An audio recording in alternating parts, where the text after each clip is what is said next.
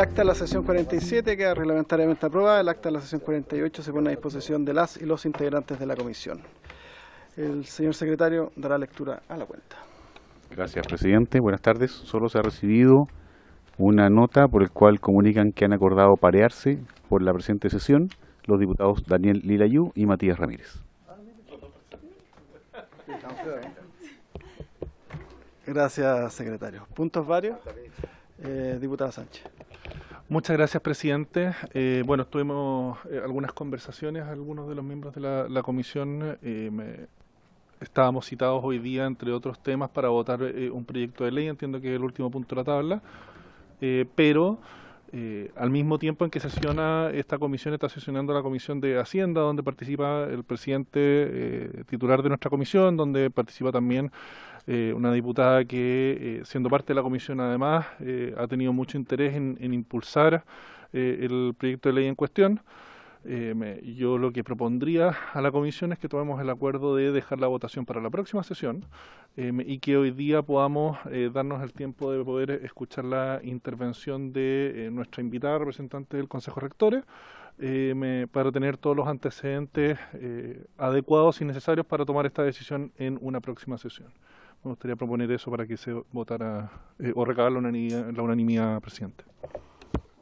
Gracias, diputado Sánchez. Efectivamente, atendida la discusión del reajuste del sector público, hay varios integrantes de esta comisión en paralelo en la Comisión de Hacienda. Así que acogiendo, planteo si están de acuerdo con lo planteado por el diputado Sánchez. ¿Sí? ¿Están de acuerdo? Acordado. ¿No hay más puntos varios? Iniciamos entonces la orden del día. Esta sesión ordinaria ha sido citada en primer lugar para recibir la presentación de la ministra de Ciencia, Tecnología, Conocimiento e Innovación, señora Aysén Echeverri Escudero, respecto al segundo informe de la Comisión Asesora contra la Desinformación. A este punto se destinará la primera mitad de la sesión. Se encuentra además acompañada la ministra por su jefa de gabinete, Valentina Pojowski, y de la señora Virginia Herrera, jefa de comunicación. A modo de recordatorio, nos plantea que el secretario, la ministra concurrió a la sesión del pasado 5 de julio a exponer acerca de los fundamentos y propósitos de la creación de la Comisión Asesora contra la Desinformación, y luego a la del 6 de septiembre, en la que se expuso sobre el contenido del informe primero evacuado por dicha comisión, titulado El fenómeno de la desinformación, revisión de experiencias comparadas internacionales y de Chile. Dicho lo anterior, le ofrecemos de inmediato entonces la palabra a la señora ministra. Muchas gracias, señor presidente. Muy buenas tardes a los diputados y diputadas y a la rectora, por supuesto. Bueno, como comprometimos al comienzo de este proceso, que en el mes de junio, si mal no recuerdo, quisimos traer un resumen del segundo informe de la Comisión Asesora contra la Desinformación. Este segundo informe fue el resultado de un trabajo bien acucioso por parte de los expertos y expertas. Yo quiero aprovechar la oportunidad de agradecer nuevamente el trabajo profesional que hizo cada uno de ellos. Le dedicaron de verdad mucho tiempo y energía, y el producto de su trabajo es uno que creemos puede ser un tremendo aporte a la discusión pública respecto a este tema que a tantos nos interesa, ¿verdad? La comisión, ustedes recordarán, bueno, hizo este primer informe. Este informe lo que hizo fue establecer un estado del arte, lo presentamos en esta misma sesión, y una de las cosas que resaltaba era sobre la importancia de tener pertinencia local en las medidas que se tomaban en materia de desinformación, que no bastaba con mirar el contexto internacional, sino que había que enfocarse en lo local.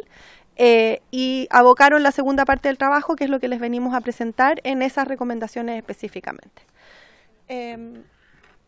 El informe se compone de una introducción, evidentemente, y aborda el problema de la desinformación en Chile con recomendaciones en 6 puntos. Me voy a referir a cada uno de ellos de manera resumida. Dale nomás.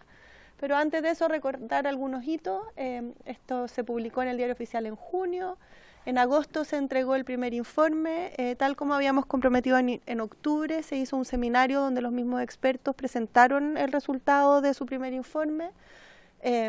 Fue bien recibido, creemos, recibimos buenos comentarios y gatilló una buena discusión. Siguieron trabajando hasta el 4 de diciembre, donde entregaron este segundo informe, y tras estos 3 meses de trabajo con la entrega del informe, la comisión dejó de sesionar y en el fondo, no sé cuál es la palabra técnica, pero ya no existe, dejó de existir, que era también lo que habíamos discutido al comienzo. Habían muchas preguntas de si iba a continuar post el informe y tal como dijimos en ese minuto, concluido el objeto o el mandato que tenía, se acababa su función. ¿Tiene nomás? Solo para recordar, esta era una comisión asesora, temporal, experta. El carácter de experto se renueva y se explicita en este segundo informe, y fue algo que los comisionados pidieron expresamente, entendiendo que es una mirada al problema de la desinformación y que tiene que complementarse con otras, como la discusión legislativa, la judicial y otras. Y tenía estos 2 informes que, bueno, quedaron ya entregados, publicados y están disponibles para quien lo quiera revisar. No me voy a referir al primer informe porque ya lo revisamos, incorporamos y vamos a dejar la presentación un resumen de lo que contenía ese informe, pero básicamente era un ejercicio bibliográfico de revisión de recomendaciones internacionales, de ver cómo distintos actores lo estaban abordando qué y cómo se consumía desinformación e información en el país, un capítulo particular sobre inteligencia artificial, y en base a ese informe se pusieron a trabajar en el segundo. Dale. El segundo informe se entregó el 4 de diciembre, tiene medidas de distinta índole y los expertos se basaron en 9 principios para poder organizar su trabajo, ¿verdad? Y estos 9 principios tienen que ver con proteger los derechos fundamentales, poner a la libertad de expresión como un principio rector dentro del trabajo que se hacía, y también el fortalecimiento de la democracia como uno de los elementos a considerar en su reporte. El informe cuenta con 72 recomendaciones y esto lo describieron ellos mismos como un reconocimiento de que no hay solución milagrosa, ¿verdad? Sino que es un problema extremadamente complejo y que requiere, por supuesto, de mucho trabajo. Y estas 72 recomendaciones se dividen en 3 ámbitos. Uno en un ámbito internacional y la coordinación internacional. La desinformación se aborda también en los procesos electorales, en materia de ciberseguridad, en ámbitos del Estado, y abordan en una capita especial que vamos a ver la necesidad del fortalecimiento de los medios como una herramienta contra la desinformación, que esto también fue fruto de mucha discusión. Los medios formales en el fondo tienen una regulación que puede y que es vista por los expertos como un ámbito que puede ayudar también a combatir en el fondo este flagelo. Hacen también recomendaciones respecto de más investigación en materia de desinformación, con referencia al Fondo de Pluralismo, que es un fondo que existe hace muchos años y que se administra desde la Agencia Nacional de Investigación y Desarrollo, pero también a otras posibilidades de fortalecer la investigación y el conocimiento que hoy día está disponible. Sobre estas 72 recomendaciones, yo quisiera aclarar el punto, yo sé que es obvio, pero es importante decirlo. Estas son las 72 recomendaciones del grupo de expertos, no son las 72 recomendaciones del gobierno. Nosotros como gobierno estamos en proceso de análisis del reporte, de entender cuáles de ellas son factibles de implementar, cuáles no, cuáles requieren de más discusión. Hay un trabajo posterior a este que tiene que realizarse y por lo tanto yo las voy a describir como vienen en el informe, pero no necesariamente significa que sean recomendaciones del Ejecutivo que vayamos a implementar, independiente que yo hoy día las esté explicando, digamos. Y respecto del Ministerio de Ciencia, que fue algo que conversamos, este informe se entregó ya a la Secretaría General de Gobierno y como van a ver en el resto de la exposición, hay muchos organismos para los cuales existen recomendaciones y estamos haciendo el ejercicio de entregar el informe a todos aquellos organismos que puedan ser relevantes, además de un trabajo de difusión que vamos a hacer de la mano con la Cámara, si no me equivoco, con un seminario donde los expertos, un seminario en el Congreso donde los expertos van a explicar también estas recomendaciones para beneficio de todos los parlamentarios. Dale. Entonces, en el primer ámbito, que tiene que ver con el debate multilateral y la participación de Chile, la Comisión hace un énfasis muy grande en la importancia de la cooperación internacional en materia de desinformación y de la participación activa de Chile en los distintos foros internacionales donde esto se está regulando, con varios puntos o énfasis, ¿verdad? Uno, en las redes de colaboración, en el intercambio de información, en generar incentivos para nuevos acuerdos de colaboración y en hacer que toda esta actividad sea lo más conocida y transparente a la ciudadanía en su conjunto, entendiendo que este es un debate que tiene que darse en muchos espacios al mismo tiempo y que se puede nutrir de esta colaboración internacional. ¿No más? En segundo lugar, se refiere a los espacios de desinformación, entendido como aquellos espacios donde la desinformación prolifera, y la forma en cómo apuntan a abordar estos espacios de desinformación es con distintas herramientas. Por un lado, proponen herramientas de coordinación multisectorial, profundizan de manera bien interesante respecto de los formatos de autorregulación, corregulación y regulación pura y dura, inclinándose por los formatos de corregulación en estas materias, entendiendo que son diversos los actores con diversos roles que requieren llegar a acuerdos para poder implementar, por ejemplo, códigos de buenas prácticas contra la desinformación. Hacen harto hincapié respecto de la transparencia de los algoritmos como un mecanismo efectivo de empoderamiento también. Abordan, por supuesto, la protección de datos personales con un proyecto de ley que están en tramitación, ustedes lo conocen bien, y aborda nuevamente la desinformación de género, entendiéndolo como un problema público y la necesidad de generar mayor investigación para comprender cómo se manifiesta en Chile, ¿verdad? Había un capítulo sobre eso en el primer informe y sugieren generar mayor investigación para entender cuáles son las explicaciones específicas en Chile. Respecto de desinformación y espacios estatales, se abordaron procesos electorales, ciberseguridad, crisis y desastres y salud pública. Durante el proceso de elaboración del documento, la comisión se reunió con diversos actores, estuvieron con el presidente del CERVEL, estuvieron con CERNAPRED, varios organismos pasaron por la comisión y pudieron contar en lo que estaban. En materia de procesos electorales, el foco está puesto en el avisaje y en el financiamiento del avisaje y en las facultades y los mecanismos que tiene el CERVEL para poder comprender y dar información y transparencia respecto de eso. Es básicamente el avisaje político que se hace en plataformas, en redes sociales y en plataformas digitales, que tiene o el CERVEL tiene mecanismos de control que, de acuerdo a la comisión, podrían ser mejorados y fortalecidos. Y también abordan las estrategias comunicacionales con foco en integridad electoral, ¿verdad? Y esto apoyándose en lo que mencionaba el director del CERVEL, el factor de fe pública, ¿verdad? El que la ciudadanía confíe en las elecciones, eso tiene que ser también reconocido y apoyado y es parte de las herramientas que en ese ámbito podrían ser también fortalecidas para abordar esta materia. En el caso de la ciberseguridad, el foco también está puesto en coordinación. Se abordó los procesos formativos y también las capacidades de análisis interno de las instituciones ante la ciberseguridad. La ciberseguridad aparece como un espacio de desinformación relevante y abordan también la necesidad de eventualmente catalogar ciertos sistemas informáticos como infraestructura crítica, lo llamaron ellos, ¿verdad? Sistemas informáticos vinculados, por ejemplo, a procesos electorales o sistemas informáticos vinculados a temas de seguridad, no de seguridad, ciberseguridad, sino que de seguridad ante desastres naturales, por ejemplo. Algunos espacios donde es crítico y donde el peligro de daño por desinformación es mayor, que eventualmente puedan ser considerados como infraestructura crítica.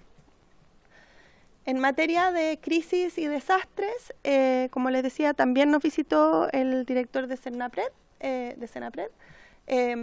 ahí las recomendaciones van sobre todo a la oportunidad de la información desde CENAPRED hasta la ciudadanía y de cómo fortalecer las capacidades de CENAPRED para que esa información fluja de manera efectiva, rápida y también pueda identificar de manera rápida información errónea.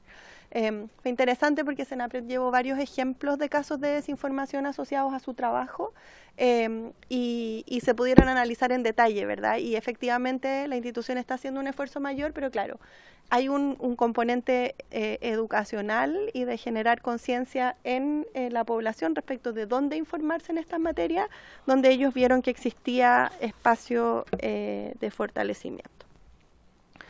En materia de salud pública, que fue una de las áreas también identificadas como prioritarias, se abordó de nuevo la necesidad de alfabetización, la colaboración, las mejores herramientas de comunicación, pero también la necesidad, el 36 en el fondo, la necesidad de mejorar la comunicación sobre la confiabilidad de las fuentes de información, que en materia de salud es altamente relevante y que es una que en particular desde Ciencia estamos mirando con atención y que creemos que puede ser de interés de esta comisión porque tiene que ver también con la información científica o la información basada en evidencia y cómo se puede relevar la importancia de identificar fuentes que están sustentadas en evidencia para poder informarse, todo esto asociado, por supuesto, a la necesidad de pensamiento crítico.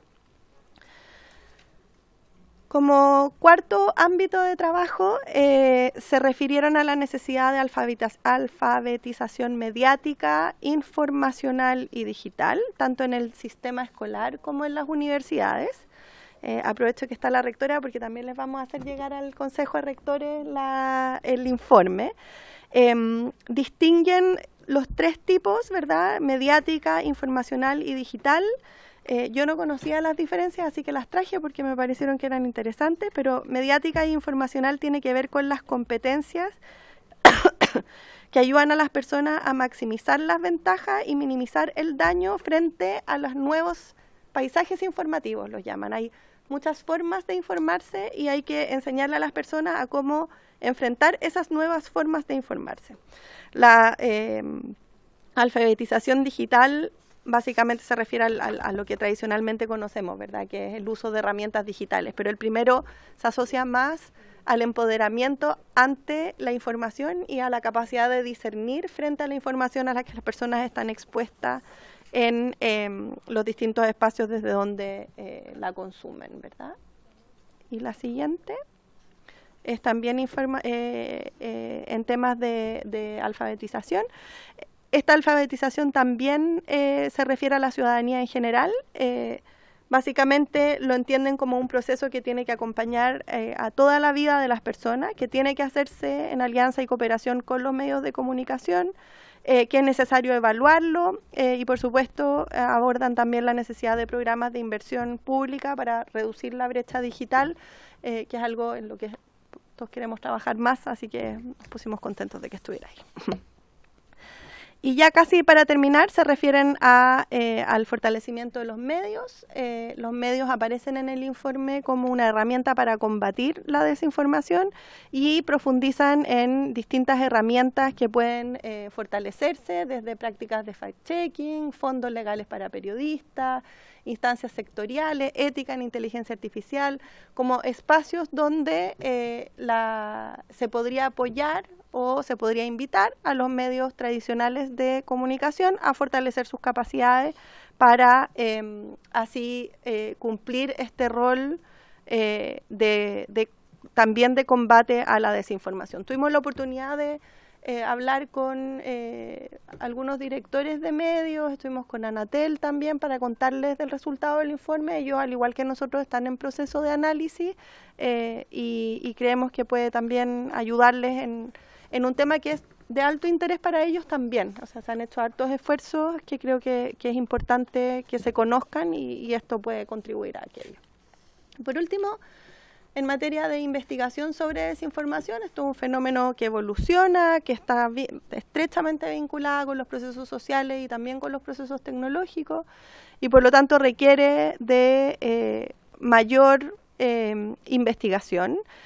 Para eso, mayor financiamiento, proponen que se establezca como un área prioritaria, que se elaboren estudios interdisciplinarios, que se creen centros, políticas de manejo de datos que son relevantes para la investigación, incluso investigación en materia de herramientas y algoritmos, entendiendo que no es solo el fenómeno mismo, sino que también los elementos que están en el entorno, ¿verdad? La tecnología, por un lado, o los, como decía anteriormente, los procesos sociales, que también tienen mucho que ver con esto, y en caso de existir mayor información, podríamos también en el futuro ir construyendo mejores políticas públicas en esta materia. Se puede descargar el informe, se los hicimos llegar cuando estuvo publicado. Estamos, como les decía, organizando a través de la CGGOP principalmente una especie de seminario o conversatorio, no sé cuál va a ser el formato final, durante el mes de enero, para que los comisionados puedan explicar el contenido del informe en detalle.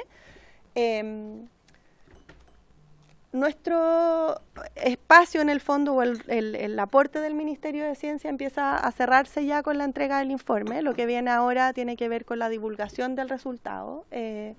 Creemos que fue un proceso de harto aprendizaje para el Ministerio. Creemos que fue un trabajo muy serio de parte de los comisionados. Yo creo que la elección que se hizo de las personas que participaron y el conocimiento que ellos trajeron a la mesa es uno que nosotros como Ministerio queremos resaltar en todos los espacios. El compromiso que tuvieron, o sea, escribir un informe de esta magnitud, con esta bibliografía, con este análisis detrás, en 3 meses no es poca cosa. Y volviendo a lo que dijimos al comienzo, este es un tema altamente complejo. Creo que 72 recomendaciones apuntan un poco a aquello, y es un tema que no tiene una varita mágica. Yo me quedo con esa frase. Esto no hay una solución que es una varita mágica, sino que requiere de acciones de distintos actores de la sociedad que comprendan el fenómeno y que tomen distintas iniciativas que puedan ayudar a abordarlo de mejor manera. Eso es con lo que nos quedamos nosotros como Ministerio. Evidentemente vamos a agarrar las recomendaciones en torno a investigación, a ver qué de eso es posible hacer, qué de eso ya se está haciendo. Y solo esperar que ojalá muchos se interesen en leerlo, porque realmente puede ser un aporte a elevar la discusión en un tema que es álgido, que es polémico, que genera pasiones, ya lo vivimos al comienzo, pero que al final del día a todos nos importa. Y creo que hay harto de eso en el informe y por lo tanto venimos muy contentos a mostrar este resultado final. Así que muchas gracias, presidente. Muchas gracias, ministra, por su exposición. El diputado Sánchez ha solicitado la palabra. Muchas gracias, presidente. Primero que nada, agradecer la exposición de la ministra. Y yo creo que partiría haciendo un poquito de memoria, porque la ministra lo comentaba hacia el final. Efectivamente, cuando empezó, o cuando surgió la idea, antes de que empezara siquiera el trabajo de la comisión, cuando surgió la idea de conformar esta comisión para la desinformación, efectivamente hubo muchas dudas y mucha inquietud, porque es un tema donde la línea entre lo que es el Estado y lo que es el trabajo de los medios de comunicación debiese estar muy bien marcado, debiese ser un muro en el fondo infranqueable, yo diría, porque evidentemente es una garantía. Es una garantía muy importante de la democracia el que existan medios libres, medios independientes, y que el trabajo de la prensa, de la investigación periodística, de todos quienes están involucrados en este rubro, sea con la mayor independencia posible. Con nuestro equipo nosotros revisamos el informe una vez que fue conocido. Me gustaría preguntarle a la ministra su impresión, en el fondo, los márgenes, o tener un poquito más de detalle respecto a algunos puntos en específico que están en la sección número 5, que yo creo que depende mucho de cómo lo leamos y de la interpretación que se haga de estas conclusiones, entender si es que esto va a ser efectivamente algo positivo o algo negativo. Se habla en esta sección número 5 como algunas de las recomendaciones que existan campañas públicas de educación contra o sobre la desinformación, dice. El detalle dice: incentivar la colaboración de los medios de comunicación con organizaciones de la sociedad civil, sector privado y colectivos sociales para llevar a cabo campañas públicas de educación contra la desinformación y alfabetización mediática, informacional y digital. La primera pregunta respecto a esto sería: ¿qué rol va a tener el Estado en esto? Porque incentivar puede ser entendido de formas muy diversas, y surge esa misma inquietud respecto de otras recomendaciones a continuación. En torno de medios plural, promover el pluralismo como fin en sí mismo a través de políticas públicas. cuáles van a ser los detalles de estas políticas públicas, en la línea del Fondo de Estudios sobre el Pluralismo en el Sistema Informativo Nacional creado en 2008. Prácticas de fact-checking. Algunos medios de comunicación locales han sido pioneros en proporcionar verificación de datos, procesos editoriales profesionales y trazabilidad de los hechos descritos en sus publicaciones. Se recomienda a cada medio de publicación y en especial a los nuevos proyectos de información seguir esa línea para continuar fomentando un periodismo de calidad, y a continuación hablan de apoyar organizaciones de fact-checking a través de diversos mecanismos de financiamiento y sostenibilidad. O sea, estas iniciativas de fact-checking que tienen que estar verificando la información que sale de múltiples actores, entre ellos el gobierno, estarían en teoría funcionando o se promovería que estos funcionen con financiamiento estatal.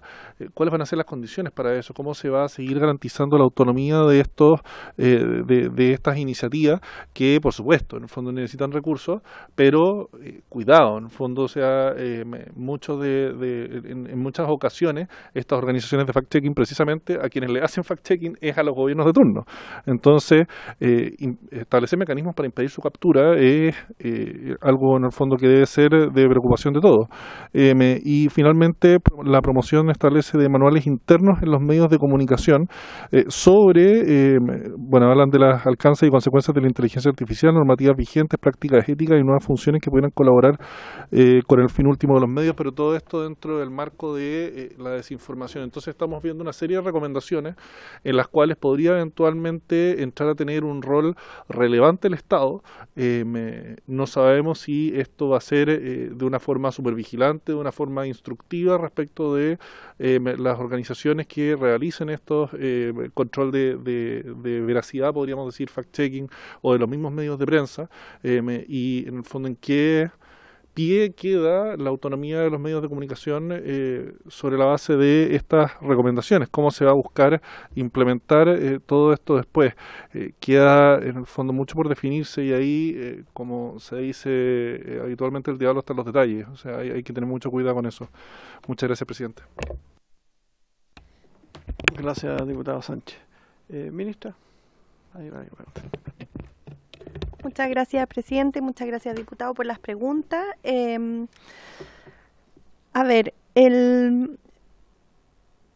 Yo creo que es importante reiterar lo que dije al comienzo, que estas no son recomendaciones del Ejecutivo, y tampoco las recomendaciones que están ahí son solo para el Ejecutivo. Y esa es la forma en cómo se presentaron por los comisionados y la forma en cómo lo abordamos desde el Ministerio de Ciencia. Y por lo tanto, hay un trabajo bien importante que hacer de ahora en adelante, en el fondo, de entender también todos quienes vayan a usar ese informe, qué parte los convoca, en qué espacios creen que pueden ser un aporte o creen que podría aportarle a sus propias instituciones, y luego cada una de esas decisiones tiene su propio proceso, ¿verdad? Si eso significa una ley, bueno, se presentará y tramitará en el Congreso. Si es que es un fondo de fomento, entrará en los cursos normales de financiamiento, de ese tipo de cosas. Y por lo tanto, como haciéndome de la expresión el diablo está en los detalles, esto no tiene detalles porque tiene un trabajo importante de hacer por muchas otras instituciones, y lo que entrega son recomendaciones desde, y lo dijeron ellos mismos en la introducción, desde un espacio experto, académico y de sociedad civil que se pone a disposición de muchos otros. A lo que sí me puedo referir y que creo que es relevante para la discusión es a lo que hoy día ya existe. Estoy pensando en el Fondo de Pluralismo, por ejemplo. El Fondo de Pluralismo es un fondo que existe desde el 2008, lo conozco porque me tocó estar a cargo de eso siendo directora de CONICYT en su minuto. Y es un fondo que, si bien es pequeñito, ha motivado muchas investigaciones en torno a estas materias, y por estar en el ámbito de la investigación existen mecanismos bien claros y establecidos en los procesos de evaluación, por ejemplo, donde son terceros los que participan, que nos permite asegurar con altos estándares que las investigaciones que de ahí se hacen no son investigaciones mandatadas por el Estado, sino que son investigaciones que se financian, pero que ocurren con toda la libertad que tiene que ocurrir una investigación. lo tomo desde la investigación, que es lo que atañe al Ministerio de Ciencia, ¿verdad? Hay otras que son o pueden ser de interés de otros actores. En el caso de los medios, y por supuesto no hablo por ellos, pero sí nos tocó en el proceso conocer muchas de las iniciativas que ellos están impulsando. Y de ahí no solo han encargado estudios, sino que ellos mismos están generando algunas prácticas y algunas campañas o mecanismos para sus propios lectores o auditores para hacerlos ver o entender mejor qué significa la desinformación. Me tocó ver una en la tele el otro día, no me acuerdo de qué canal, me llamó la atención porque era bien era muy clara en la forma en cómo lo abordaba. Pero entonces creo que lo que viene hacia adelante es un trabajo que ya se dispersa, ¿verdad? Este documento lo que aspiraba a hacer era poner mucho conocimiento por sobre la mesa para que tuviéramos algo con que, desde el conocimiento más técnico y experto, elevar una discusión. Luego, ¿qué se hace con eso? Depende de los distintos actores que tienen competencias o no y en los distintos canales por donde esto se tiene que implementar. Nosotros, como le decía, desde Ciencia, estamos haciendo el análisis. Ahí hay una recomendación de hacer un FONDAP en desinformación. Sería bonito, no sé si tenemos los recursos, pero es parte de lo que necesitamos empezar a analizar todos los organismos que están acá. Yo tiendo a pensar que el CERVEL, por ejemplo, o el CERNAPRED van a poder usar este documento de buena manera para también fundamentar mejoras en sus procesos o eventualmente más recursos para hacer algunas cosas. Pero eso, entonces creo que sus preguntas no tienen respuesta en este informe y este informe no aspiraba tampoco a dar respuesta a esas preguntas, sino que más bien a poner conocimiento a disposición. Gracias, ministra. ¿Alguna otra consulta? Bueno, yo voy a hacer una consulta muy específica, ministra. Primero, agradecer, creo, la exposición de este informe final. Yo creo que también disipa muchas dudas de lo que fue el debate en un inicio, donde se mezclaban otros intereses y al final nos dimos cuenta que era precisamente una comisión que buscaba entregar elementos a la discusión. Pero hay un elemento que dentro de la presentación me llama la atención y que también lo vimos en algunas presentaciones en la discusión del proyecto de inteligencia artificial respecto a la transparencia de los algoritmos. Porque una cuestión es la transparencia de los algoritmos, claro, de las redes sociales, que entiendo ahí ya tiene que haber un esfuerzo, como se plantea, de la comunidad internacional casi de hacer este tipo de exigencias, pero también hay algoritmos que utilizan los servicios públicos. Donde al menos recuerdo que una de las exposiciones en la discusión de ese proyecto daba cuenta también que no existe mucha transparencia respecto al algoritmo también en el mismo sector público. A raíz de esta recomendación, no sé si el Ministerio lo han analizado o se ha debatido cómo efectivamente avanzar primero desde lo público en transparentar los algoritmos y segundo, si se ha buscado alguna iniciativa pensando también en particularmente redes sociales.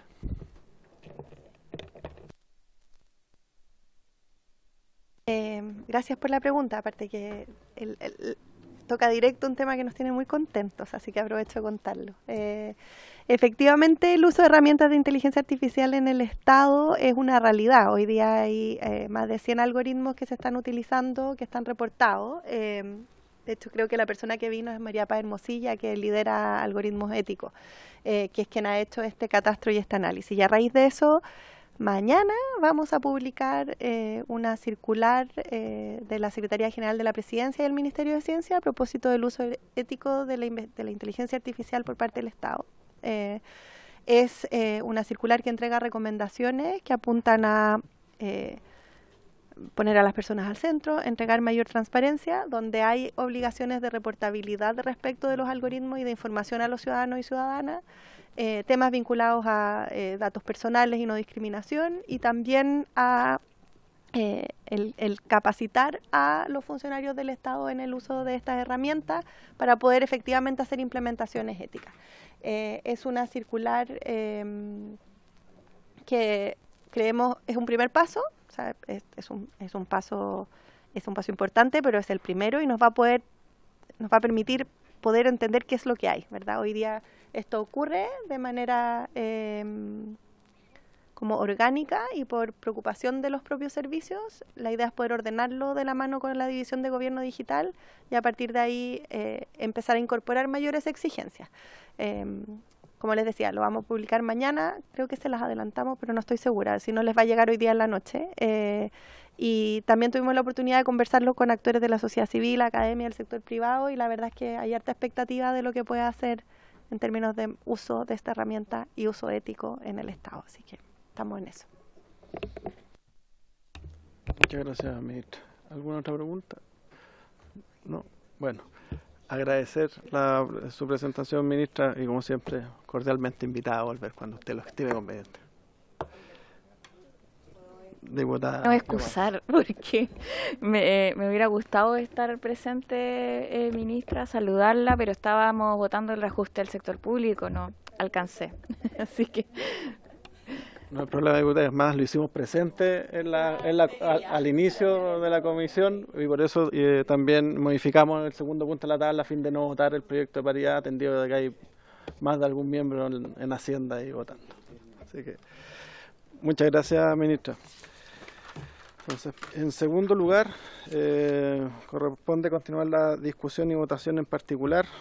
Bueno, en este caso la discusión solamente del proyecto de ley que establece la paridad de género en la adjudicación de proyectos. Y con tal objeto escucharemos la participación de la rectora de la Universidad de O'Higgins, señora Fernanda Cri, quien es la rectora a cargo de la Comisión del CRUCH de Igualdad de Género, en representación del señor Emilio Rodríguez Ponce, rector de la Universidad de Tarapacá, vicepresidente ejecutivo del CRUCH. ¿Van a activar la presentación ahí? ¿Un segundo? Espera. Pero ahí está.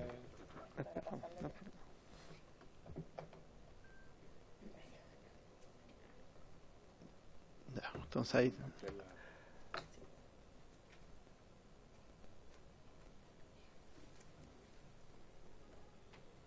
Ahí sí estamos en condiciones. Señora Fernanda, por favor. Sí. Buenas tardes, señores diputados, señor presidente. Muchas gracias por la invitación. Está invitado el vicepresidente del Consejo de Rectores, pero está con licencia médica y me solicitaron a mí que viniera a reemplazarlo, dado que yo soy la encargada de la Comisión de Igualdad de Género del Consejo de Rectores. Yo asumí la rectoría hace poquitos meses de la Universidad de O'Higgins y con la rectoría este cargo, pero la Comisión de Igualdad de Género tiene harta trayectoria. Y entonces quiero comenzar muy breve, tengo una presentación muy breve, contándole un poco qué es esta Comisión de Igualdad de Género, para que sepan de dónde viene la opinión que vamos a dar. Lo primero es que la Comisión parte del 2017 por una iniciativa de la Asociación de Universidades Regionales, donde se hace un primer diagnóstico respecto de brechas de género en las universidades, y en función de ese diagnóstico es que el Consejo Rector en junio de 2018 decide establecer esta Comisión de Igualdad de Género. Y de 2018 se empieza a trabajar con todas las universidades del CRUCH y se hace una agenda con 7 propuestas, en la que por supuesto en estos años hemos avanzado con cierta heterogeneidad, pero hemos ido avanzando, donde se establece que es necesario tener un diagnóstico de la situación, definir las primeras oficinas de género en las universidades del Consejo de Rectores, mucho antes de que la ley lo obligara, donde se empiezan a formular en todas las instituciones políticas y planes de igualdad de género, se establecen políticas de prevención, atención y sanción para erradicar la violencia de género. Se empieza a sistematizar datos y también hay una iniciativa que yo diría que todavía estamos al debe de que todos los datos que entregamos a las universidades siempre estén informados por género. Y eso también cuando lo empezamos a hacer nos empezamos a dar cuenta de un montón de otras brechas que teníamos al interior. Y se empieza a hablar en esos años de perspectiva de género en formación y en investigación. También empiezan a haber iniciativas en diferentes universidades que hemos ido con avance un poco heterogéneo para asegurar la presencia equilibrada de hombres y mujeres en gobierno universitario, en los gremios, en la Federación de Estudiantes. Después que los años 2019 al 2022, yo diría que prácticamente hoy día todas las universidades del Consejo de Rectores tienen políticas de igualdad de género, tienen definido su eje estratégico, tienen diagnósticos de brecha de género en los diferentes ámbitos del quehacer universitario, en formación de pregrado, de posgrado, en investigación. Entonces ahí hay un avance que es importante. Después, cuando en 2021, ustedes lo saben, sale la ley 21.369, que regule el acoso, la violencia y la discriminación de género en la institución de educación superior. Esta normativa establece, cierto, que las universidades tienen que tener modelos de prevención y sanción. Muchas de las universidades de consejos rectores ya habían avanzado en esto, pero la ley viene a obligarlo, a asegurarlo y a ponerlo como criterio de acreditación. Entonces, las instituciones que aún no lo tenían implementado avanzaron en crear esta unidad especializada donde los fiscales que ven, por ejemplo, los sumarios tienen que tener cursos especializados en género, y eso ya está hoy día totalmente implementado. Y desde el 2022 a la fecha se continúa con este trabajo y ya parte este año el primer proceso de evaluación de cómo ha ido la implementación de la ley. Y eso, bueno, lo está monitoreando la Superintendencia de Educación Superior. El 15 de septiembre recién pasado, la universidad ya debimos informar un primer avance cómo esto está funcionando. Y además, bueno, solo para dar el dato adicional, hoy día es un tema exigido en el criterio 7 de los nuevos criterios de acreditación. Entonces, el tema de equidad de género es un tema en que todas las universidades estamos muy pendientes. Entonces, quería partir con esta, pasé bien rápido, pero para comentarles que el tema de género y la Comisión de Igualdad de Género lleva mucho tiempo trabajando, y esto es una preocupación muy constante en la institución de educación superior. Respecto del proyecto de ley que se discute, que quiere entregar cierta paridad en el otorgamiento de becas y adjudicación de proyectos, sobre todo financiamiento del Estado, nosotros consideramos que este tipo de mecanismos de acciones afirmativas sin duda ayudará a disminuir las brechas de género que existen en las instituciones. Ahora, hay que poner algunos focos porque el tema disciplinario, cuando hablamos de brecha de género, es muy importante. Y hay que tener también en consideración que tal como tenemos disciplinas que están muy masculinizadas y entonces queremos hacer mecanismos de acción afirmativa para que ingresen mujeres, también tenemos algunas disciplinas donde ocurre lo inverso, que están muy feminizadas, y entonces deberíamos también tener mecanismos de acción afirmativa para tener mayor representación de los hombres. Y también cuando midamos después el resultado de una iniciativa como la que la ley propone de paridad en la adjudicación, hay que ser cuidadosos como eso se mire, ¿cierto? Hay algunas propuestas en el transitorio de la ley que habla de indicadores, pero no habla cómo ellos se van a calcular, porque hay que ser muy cuidadoso de las diferentes disciplinas, porque puede ser que en la foto de lejos uno dice hay paridad, pero cuando nos podemos ver en disciplinas, seguimos con brecha en STEM, entonces siempre esa mirada tiene que ser muy disciplinaria. También aquí quiero comentar que la transición propuesta, digo que a mí me parece, porque es un tema que de verdad no hemos conversado en detalle en el Consejo de Rectores, pero la vicerrectora de investigación también del sistema comparten que la transición que se propone en la ley de 13 años para llegar a la implementación de la paridad parece un poco lento, ¿ya? Ahora, entendemos que esto es un tema que es estructural, entonces una transición más larga se entiende, pero igual quizás se podría hacer un poquito más rápido. Ahora, ¿por qué digo que es un problema estructural? O sea, nos parece que tener paridad en los concursos es un mecanismo de acción afirmativa que va a ayudar, pero no va a resolver el problema estructural, porque el problema estructural viene de que tenemos en algunas disciplinas pocas estudiantes mujeres desde el pregrado, después pocas estudiantes de esa disciplina en el posgrado, y por lo tanto menos mujeres académicas, y entonces tenemos menos mujeres que presentan proyectos de investigación. Entonces es un problema que es bastante estructural. Entonces también tenemos temas estructurales en las universidades de que los mecanismos de jerarquía, de promoción académica no tienen enfoque género. Hemos tenido algunos avances este año, tanto desde la NID como al interior de las universidades, para poder dotar, por ejemplo, los permisos maternales, a las mujeres para poder pasar de jerarquía, pero en general todavía persiste mucho tema estructural en las instituciones. También las comisiones que resuelven los proyectos, tanto al interior de las instituciones como a nivel de fondos públicos, en general están formadas mayoritariamente por hombres en muchas disciplinas, y aunque tengamos la mejor voluntad, hay sesgo implícito y hay estereotipos de género ahí, y entonces eso también es estructural y es cultural y nos va a demorar más tiempo en ser modificado. Entonces, entendiendo que el tema es estructural, ¿qué estamos haciendo? Primero, las universidades están trabajando en incorporar estos enfoques de género en sus procesos de jerarquización, en los fondos internos concursables. Las universidades tratan de ir logrando también paridad en sus comisiones, a veces con dificultad porque hay pocas mujeres académicas en algunas áreas. También en los procesos de contratación, incluso hemos visto en último tiempo procesos de contratación específicos para académicas, para tratar de ir supliendo esta brecha. Y también a nivel bien inicial, a nivel de matrícula de pregrado, los programas como el que se lanzó hace poco, porque las universidades de antes tienen de más mujeres en ciencia, para poder tener más mujeres en pregrado en carrera STEM, por ejemplo.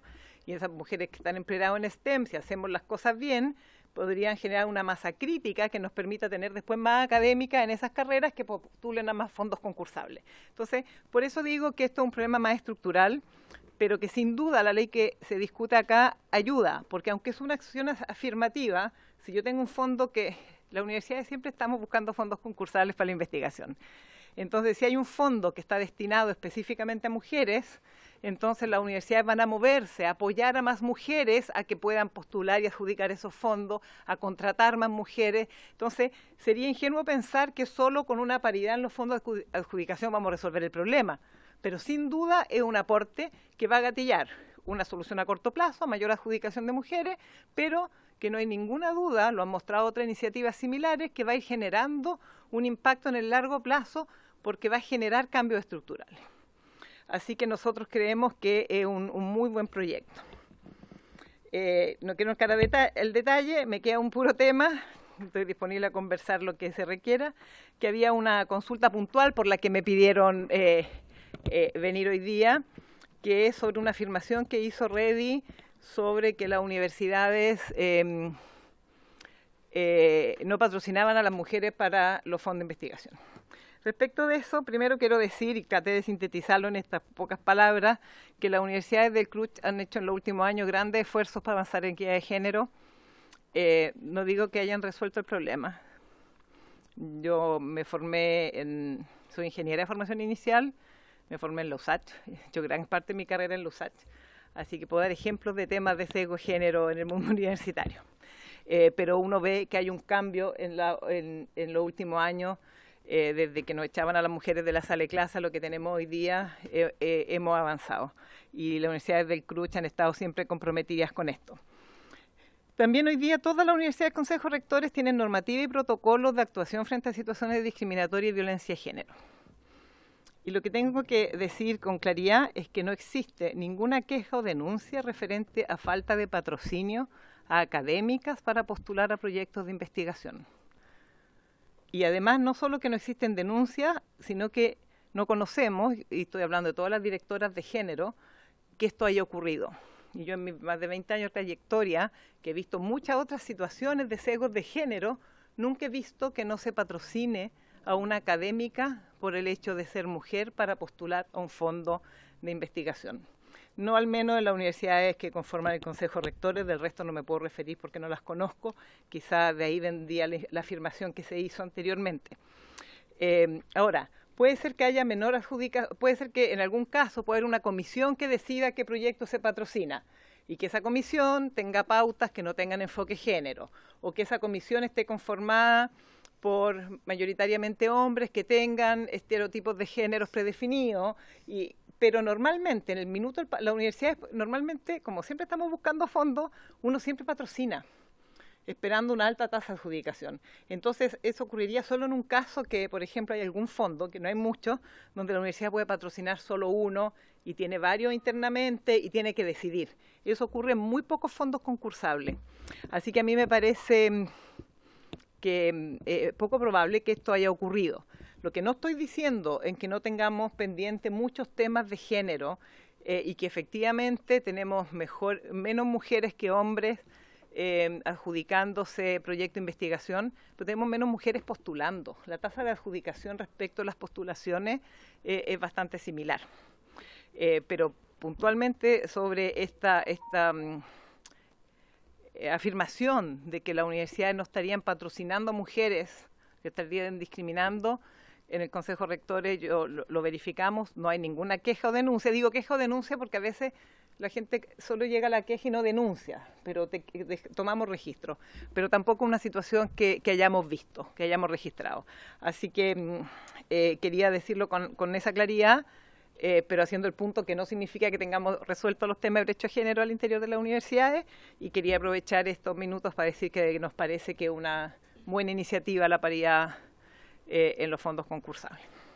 Eso es lo que había traído solo para contestar lo que me solicitaron, pero quedo disponible si necesitan más información o mayor detalle.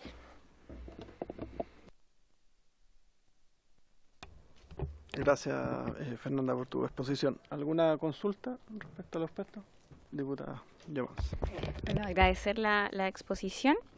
Sí, o sea, yo también como recordando y revisando lo que escuchamos ese día, ¿cierto?, en la audiencia.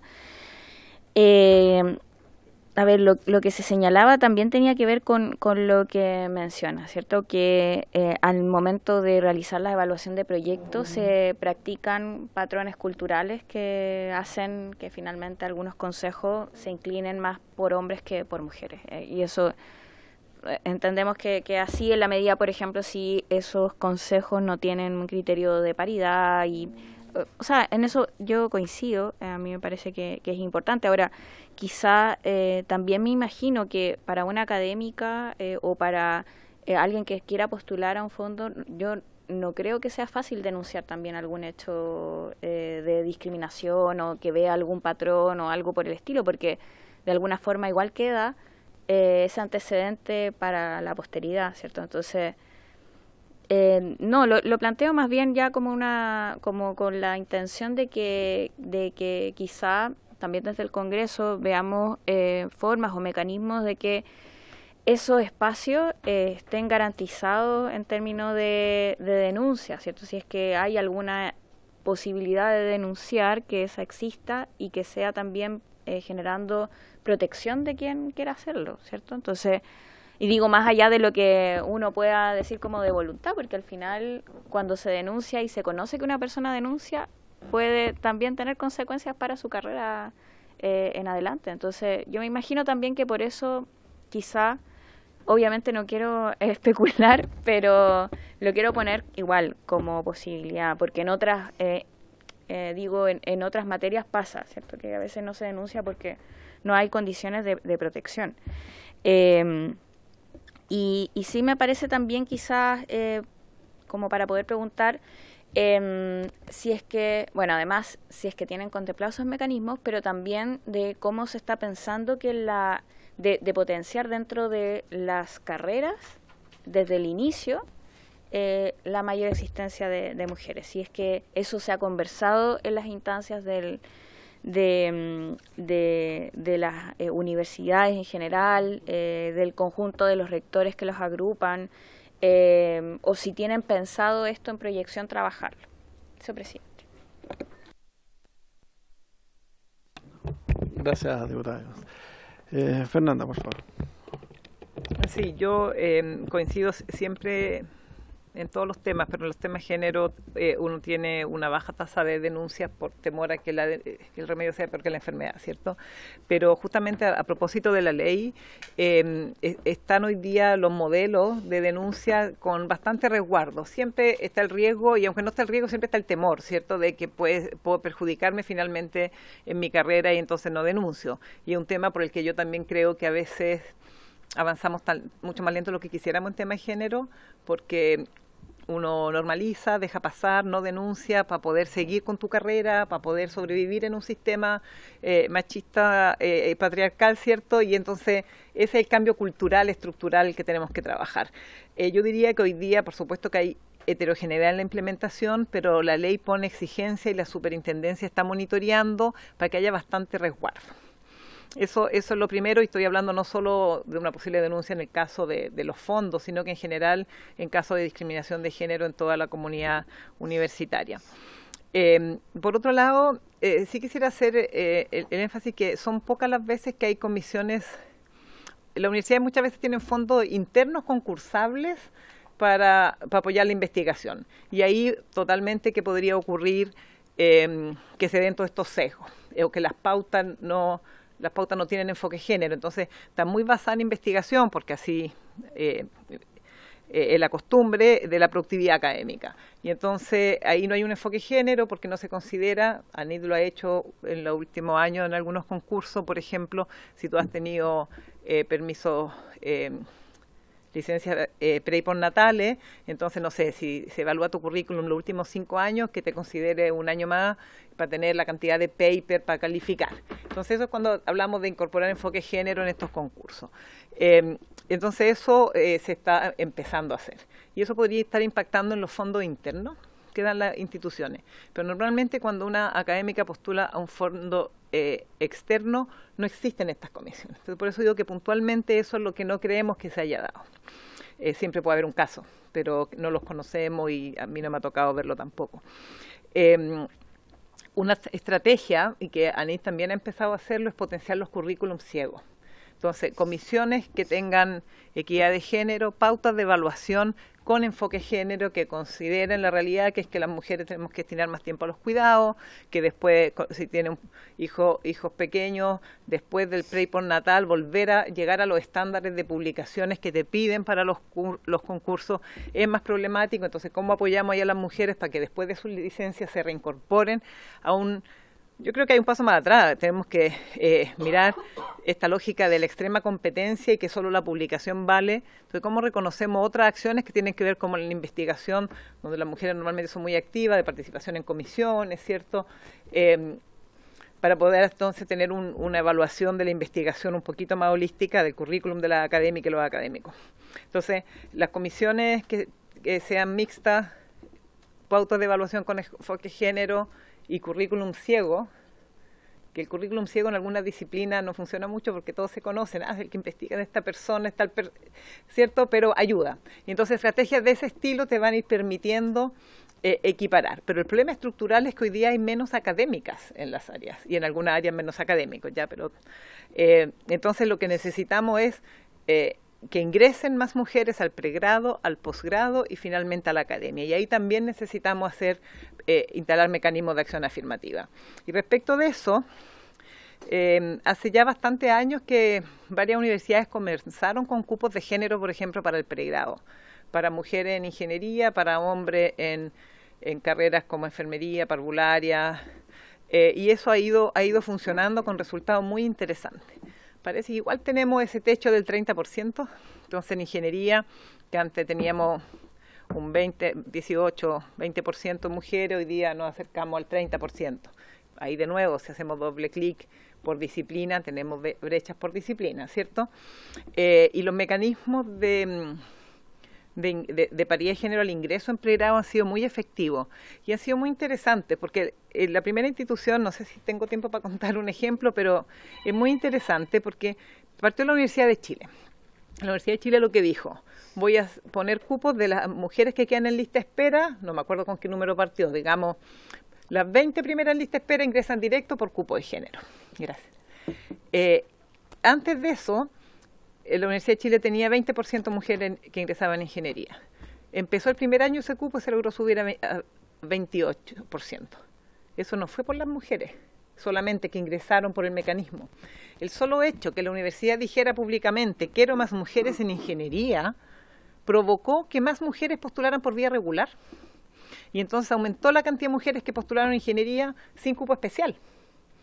Entonces, eso muestra el cambio cultural, porque hay mucha mujer que es desincentivada, no, pero ingeniería no es para ti, mejor estudia otra cosa.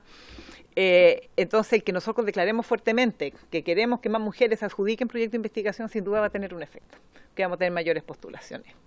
Otro tema que nosotros vemos al interior de nuestras carreras es que cuando tú tienes mujeres en carreras normalmente masculinizadas y reprueban una asignatura, tiran más rápido la esponja. ¿Por qué? Porque el entorno está diciendo, viste que no era para ti. Y lo vemos también en los proyectos de investigación, donde los proyectos que son rechazados, uno normalmente los trata de arreglar y los repostula. Y ahí la tasa de repostulación de mujeres es más baja que la tasa de repostulación de proyectos liderados por hombres. Y debe ser, es una hipótesis, no hemos hecho estudio, un comportamiento similar, ¿cierto?, que le pasa a nuestros estudiantes, que ese sí lo tenemos documentado, que como el entorno, si la ingeniería no era para ti, cámbiate carrera, en cambio el hombre hace el curso por segunda, por tercera, por cuarta, todas las opciones y los saca adelante. Y eso nosotros lo hemos pesquisado muy bien en pregrado. Entonces, sí tenemos acciones hace mucho rato y que ahora se potencian con el programa Más Mujeres en Ciencia que lanzó la subsecretaría el lunes, que esto lo viene a hacer ahora para todo el sistema, pero ya había muchas universidades que habían partido con esto. Después, en los mecanismos de selección para los programas de posgrado, algunas universidades están pidiendo paridad y entonces ahí vamos a ir avanzando. Entonces, no queda mucho por recorrer, pero hay acciones y las acciones que todos estos mecanismos de acciones afirmativas tienen un impacto más allá de la acción afirmativa puntual, sino que porque por último de mala gana asignas el proyecto, pero después te das cuenta que sí, que funcionó, que la persona anduvo bien y entonces empezáis a generar un cambio cultural. Por eso son importantes. Muchas gracias. ¿Alguna otra consulta? No. Bueno. Agradecer a la rectora de la Universidad de O'Higgins, la señora Fernanda Cri, por su exposición y además también por responder la consulta en particular por la cual se haya tomado el acuerdo para su citación. Habiéndose cumplido el objeto de la sesión, esta se levanta. Muchas gracias.